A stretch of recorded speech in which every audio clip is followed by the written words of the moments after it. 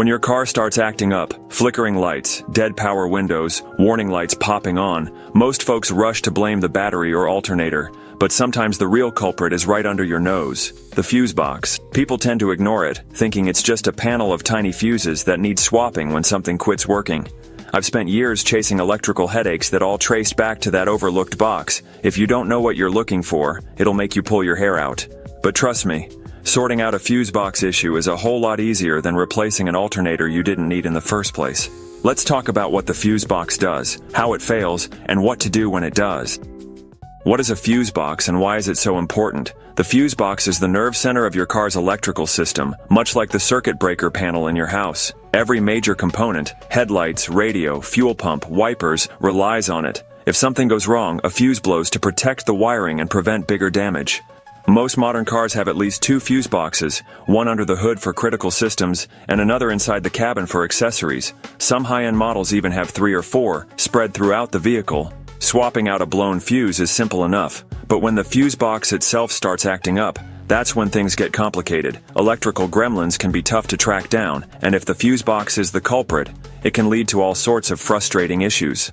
Common fuse box problems. Corrosion is one of the biggest troublemakers when it comes to fuse box issues. Water sneaks in through a bad windshield seal, clogged cowl drains, or even an over-enthusiastic pressure wash. Once moisture settles in, rust starts forming around the fuse terminals, leading to intermittent power loss, or dead circuits. Melted fuse sockets are another headache. This happens when someone installs a fuse that's too strong, like a 30 ampere where a 15 ampere should be.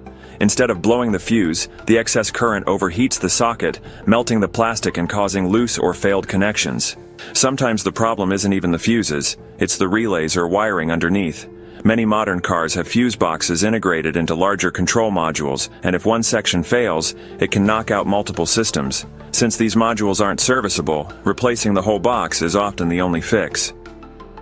Loose connections can be sneaky. I've seen cars with power windows that work one day and refuse the next, all because of an oxidized connector on the back of the fuse box. A quick cleaning and reseating can bring everything back to life.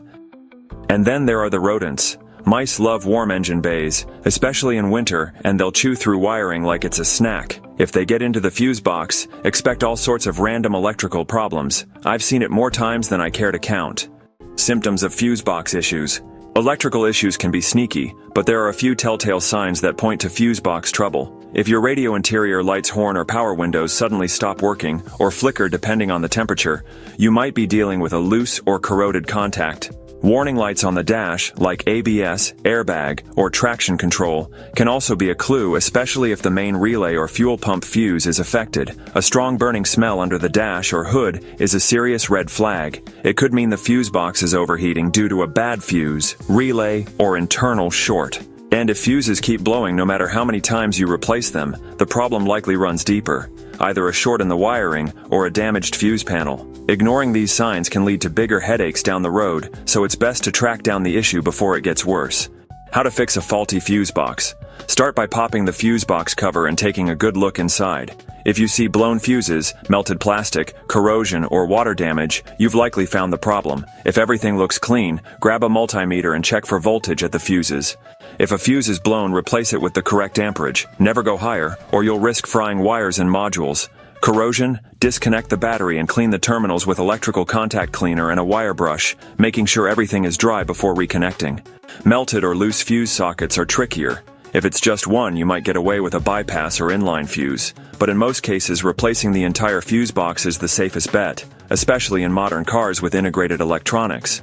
For deeper electrical issues, particularly those tied to body control modules or CAN bus systems, a proper diagnostic tool is essential. Generic OBD2 readers won't cut it. And if rodents have chewed up wiring, repair everything before swapping parts, or you'll just end up with the same problem again.